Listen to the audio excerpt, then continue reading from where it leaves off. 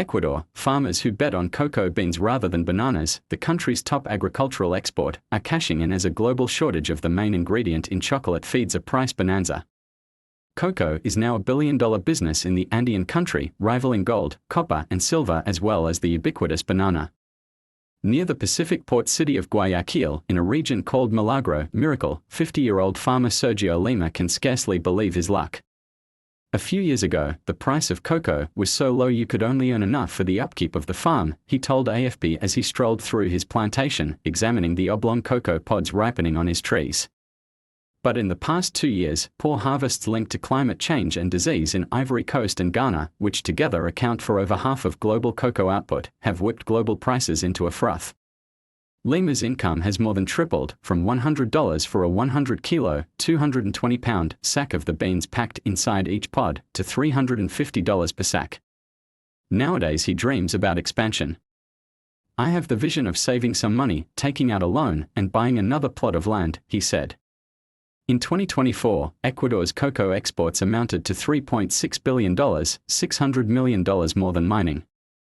Between September 2024 and March 2025, the value of cocoa exports surpassed those of bananas, of which Ecuador is the world's top exporter, for the first time in 6 decades, according to the central bank. Marco Vasquez used his bonanza to modernize his farm in Los Rios province, in the southwest of the country. "With the previous prices, it was impossible to invest, but now I've bought more seeds and constructed a small bridge to cross the stream that used to flood the plantations," the 42-year-old told AFP in a telephone call. Gangs sniff opportunities.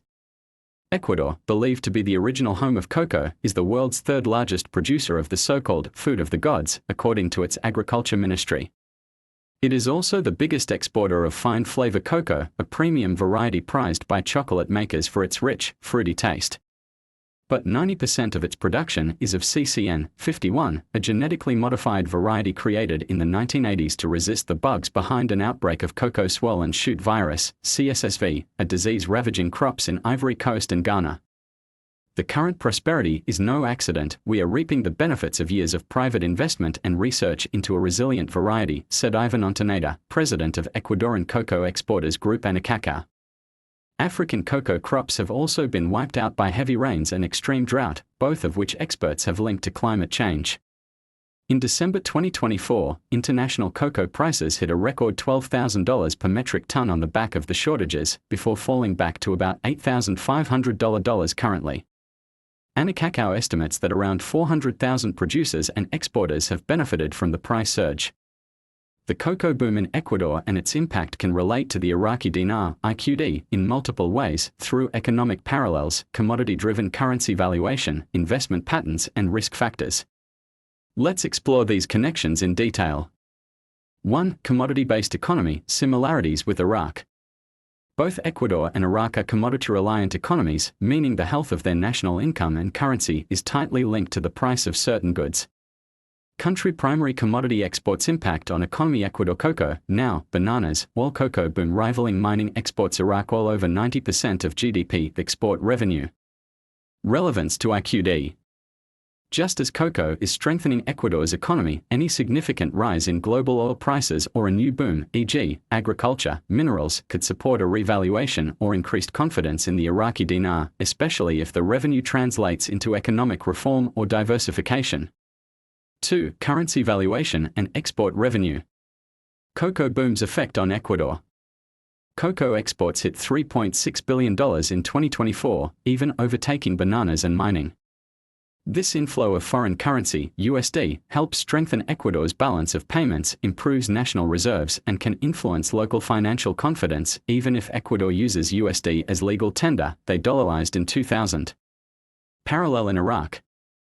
If Iraq were to experience a non-oil export boom, e.g., agriculture, date palms, sulfur, phosphates, it could increase foreign reserves at the Central Bank of Iraq, CBI, strengthen the fundamental value of the dinar, possibly support gradual monetary policy reforms and currency stability or revaluation, depending on CBI goals. 3. External risks and fragility, crime, environment, governance. In both Ecuador and Iraq, economic booms are often accompanied by fragile governance and security challenges. Challenge Ecuador. Iraq crime gangs extorting cocoa farmers, militia groups, corruption, smuggling, environment, deforestation from cocoa plantations, oil flaring, pollution, water crises, governance weak, rural security, limited oversight, political instability, slow reform. Relevance to IQD. Even with economic potential, poor security and governance in Iraq, like gang violence in Ecuador, act as a drag on the dinar's appreciation. For the IQD to strengthen significantly, macroeconomic success must be matched with rule of law, safety, and transparency. 4. Investment psychology, boom, hype, and risk.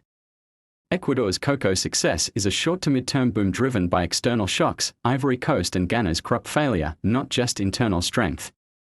Similarly, IQD investment hype often revolves around external expectations, such as future oil surpluses, foreign debt forgiveness, or international normalization. But cocoa boom, backed by real, measurable export gains. Dinar speculations, often based on hopes of sudden RV revaluation, not backed by current economic fundamentals. Lesson for IQD holders. Investors should focus on real,